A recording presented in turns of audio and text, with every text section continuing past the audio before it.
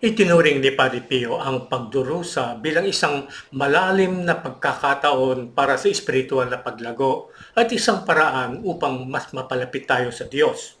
Naniniwala siya na ang pagdurusa kapag niyakap ng may pagpapakumbaba at pagmamahal ay isang pagpapala mula sa Diyos at isang pagkakataong makibahagi sa pagdurusa ni Heso Kristo.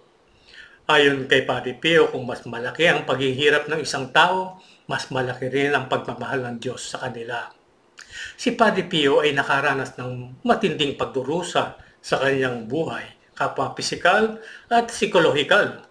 Nakatanggap siya ng stigmata sa kanyang katawan at nahiwalay sa mundo sa loob ng maraming taon. Ngayong Biyernes Santo, nais kong ibahagi sa inyo ang saloobin ni Padre Pio tungkol sa pagdurusa na naway kapulutan natin ang aral. Manatiling nakatutok.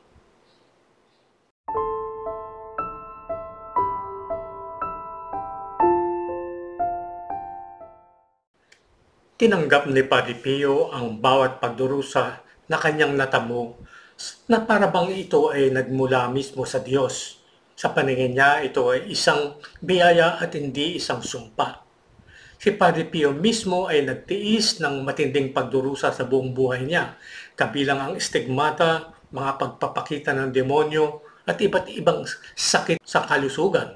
Itinuro niya ang pagdurusa ay maaring isang paraan ng panalangin at isang paraan upang ialay ang sarili bilang isang espiritual na biktima para sa kapakanan ng iba, tulad ng sa panahon ng kanyang pag-aalay ng kanyang sarili para sa pagtatapos ng unang digmaang pangdaigdig. Sa kanyang mga liham at turo, nagbigay si Padre Pio ng maraming payo para sa mga nagdurusa. Hinikayat silang tingnan ang kanilang mga pagsubok bilang mga pagkakataon para sa espiritual na pag-unlad at magtiwala sa awa at kapangyarihan ng Diyos. Binigyan din niya na kahit sa pinakamadilim na sandali, ang Diyos ay naroroon at maaring magbigay ng lakas at aliw. Ang pananaw ni Padre Pio sa pagdurusa ay sumasalamin sa malalim na pag-unawa sa likas na pagtutubos ng pagdurusa ni Kristo at ang kahalagahan ng pagpasa ng krus ng may pagmamahal at pagpapakumbaba.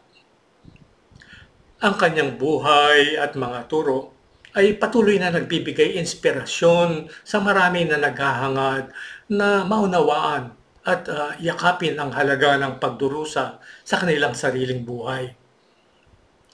Si Renzo Allegri, ang mayakda ng talambuhay ni Padre Pio na pinamagatang Man of Hope, ay bumisita sa tanyag na praile isang taon bago siya namatay noong 1968, at sinabing habang mahirap masaksihan ang pagdurusa ni Padre Pio, ang tahimik at mapanatag na lakas ng santo ay kapansin-pansin.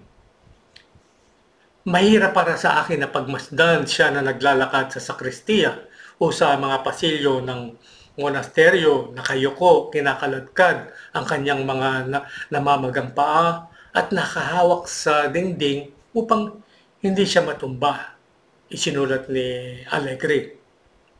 Napakalaki ng kanyang pagdurusa, ngunit tiniis niya ito nang hindi nagrereklamo habang patuloy niyang ibinibigay ang kanyang sarili sa mga nangangailangan sa kanya. Nang iangat niya ang kanyang ulo at tumingin sa paligid, ang kanyang malalaking mata ay tila nag-aapoy, hindi dahil sa sakit kundi dahil sa isang kabutihan na hindi niya mapigilan. Dagdag pa ni Allegri. Sinabi ni Allegri sa kanyang pananatili sa San Giovanni Rotondo noong 1967, 1967, dalawang beses niyang nakausap si Padre Pio at sinabi niya na nasaksihan niya ang isang pangbihirang moral na lakas na nagmula sa buong pagkatao ni Padre Pio. Kasunod ng pagkamatay ng santo, nagsulat si Allegri ng mahabang artikulo sa pahayagan tungkol sa buhay at mga gawain ni Padre Pio.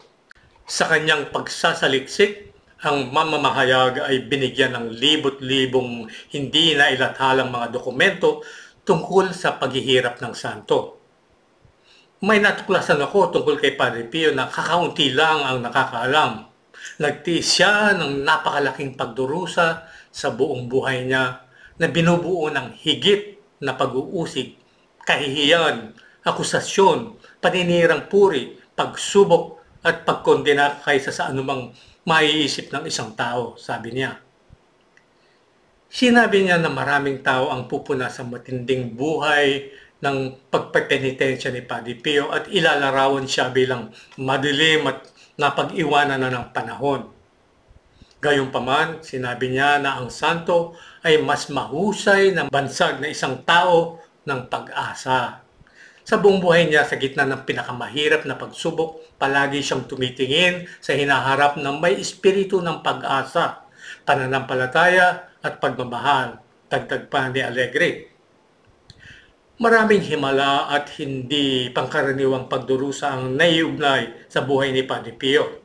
Bukod sa nakaranas ng bilokasyon at paglutang sa ere, nagkaroon din siya ng stigmata, isang mahimalang pagpapakita ng mga sugat ni Kristo at sumailalim sa pisikal na pagsalakay mula sa Diablo.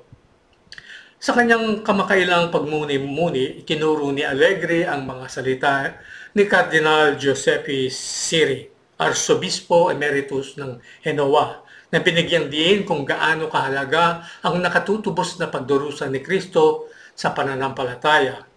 Sa mga panahon natin ngayon na hindi ito nauunawaan, sinabi ni Cardinal Siri na magpapadala ang Diyos ng mga lalaking tulad ni Padre Pio.